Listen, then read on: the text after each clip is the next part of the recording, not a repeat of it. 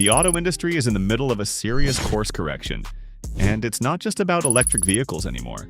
General Motors is leading a major shift, announcing a $4 billion investment to bring more production back to the US, responding to Trump's tough tariff stance and evolving market pressures. But this move isn't happening in a vacuum. EV demand is cooling, global supply chains are tightening, and automakers across the board are rewriting their roadmaps. In this video, we're breaking down why General Motors is reshoring production and how Trump's tariff threats are reshaping strategy. Hit the like and subscribe for more updates, and let's get into the details. Over 115-year-old auto manufacturing giant has had a significant impact on the U.S. economy, with a gross domestic product impact of $116.5 billion. It directly supports 155,000 jobs and indirectly impacts an additional 565,000 jobs in the U.S. Trump's sweeping tariffs didn't just rattle trade talks, they punched a $4 to $5 billion hole in General Motors' balance sheet. Back when the administration slapped 25% levies on imported vehicles and parts, General Motors quickly became one of the most exposed companies in the auto sector. CEO Mary Barra didn't sugarcoat it. The company expected serious financial damage, but tried to avoid passing those costs on to consumers. General Motors' leadership told shareholders that profits would take a hit, and they did. The company slashed its full-year earnings forecast, dialing down from a record $14.9 billion in 2024 to a range between $10 and $12.5 billion. That change also froze plans for further stock buybacks and sent ripple effects through its workforce. The 45,000 members of the United Auto Workers Union, who once received bonuses as high as $14,500, were suddenly facing much leaner payouts. The impact ran deep. GM built nearly 1 million vehicles in Mexico and Canada and imported more than 400,000 cars from South Korea, all of which got tagged by the tariffs.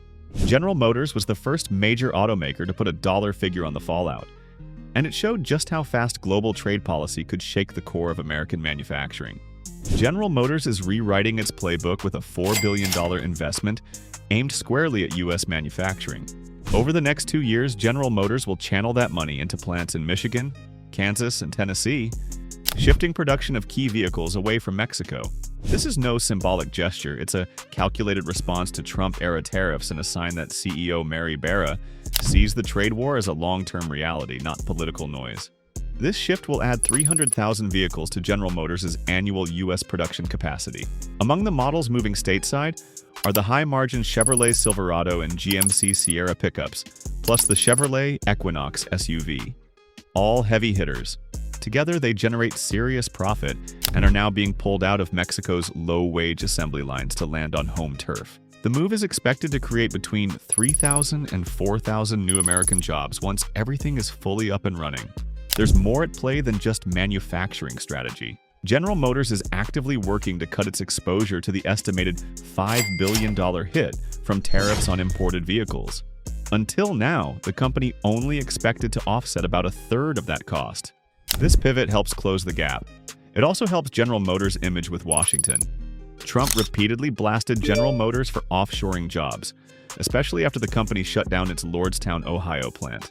Since then, Barra's taken a more diplomatic route, working with the administration, even defending tariffs publicly. For decades, General Motors leaned into Mexico to avoid higher labor and retiree costs. Now it's pulling back. The company will still make vehicles in Mexico, just fewer.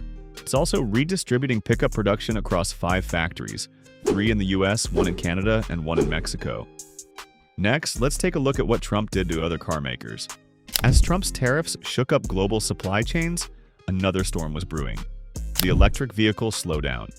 What started as a sprint toward an all-electric future turned into a cautious walk for many of the world's top automakers.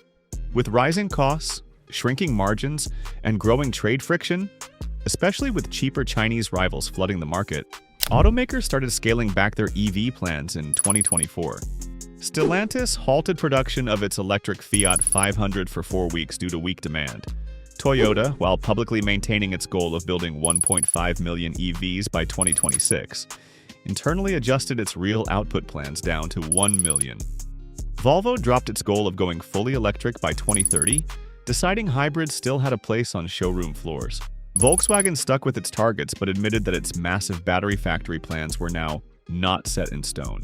Ford slashed its EV capital spending and scrapped an electric SUV. Porsche, Renault, and Bentley all revised or watered down their 2030 all-EV ambitions, emphasizing flexibility over hard targets. Even General Motors, once bullish on electrification, had quietly pulled back its production forecasts and refused to reaffirm its 1 million EV goal for 2025. Mercedes-Benz delayed its own battery plans and said EVs would only account for up to half of sales by 2030, 5 years later than originally planned. Even Aston Martin pushed back its EV launch.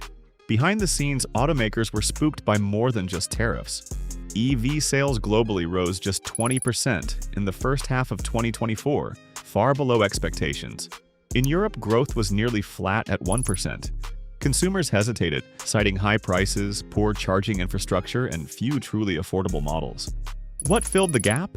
Hybrids. Sales rose as buyers looked for a middle ground between gasoline and all-electric, forcing car makers to rethink timelines and tech investments. The message was clear. The EV revolution wasn't canceled, but it was definitely postponed. But the tariff storm has not settled even yet. In a fresh warning to automakers, President Trump said he may soon raise auto tariffs again, signaling more aggressive moves to drive manufacturing back to U.S. soil. Speaking at a White House event, he claimed steeper tariffs would make domestic production the only viable option. The higher you go, the more likely it is they build a plant here, he said. Trump pointed to recent corporate investments as proof his strategy is working, highlighting General Motors' commitment to U.S. plants and Hyundai's $21 billion pledge that includes a new steel facility. He argued these decisions were directly tied to the tariff threat. Meanwhile, the pressure from existing tariffs is already being felt. Companies like Ford and Subaru have raised prices on some models, citing rising production costs. General Motors is also carrying heavy cost burdens, particularly from imports of lower-priced models built in South Korea. With tensions rising, Trump's message was clear: build in America or pay more. So, what can be expected after Trump's another tariff move? With tariffs looming larger and EV demand cooling, the road ahead for automakers looks rocky. As we saw, companies are reassessing everything, from where they build to what they build.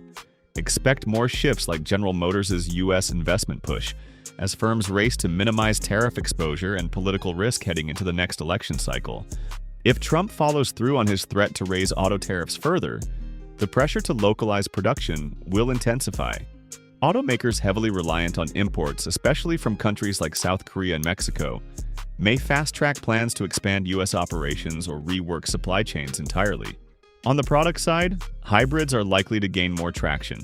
With full EV sales slowing and infrastructure lagging, automakers may double down on flexible platforms that offer both combustion and electrified options. In the end, let's take an overview of the details from today's video. General Motors is pulling production back to the U.S., responding to heavy tariff pressure and shifting EV demand. Automakers across the globe are scaling down their electric goals, leaning into hybrids and bracing for what could be another round of tariff hikes. The rules of the game are changing fast, and only the most flexible players like General Motors will keep up. So, will more tariffs be able to force the full return of American auto manufacturing? Is the EV slowdown temporary or a major red flag? Drop your thoughts below and don't forget to like the video and subscribe for more updates.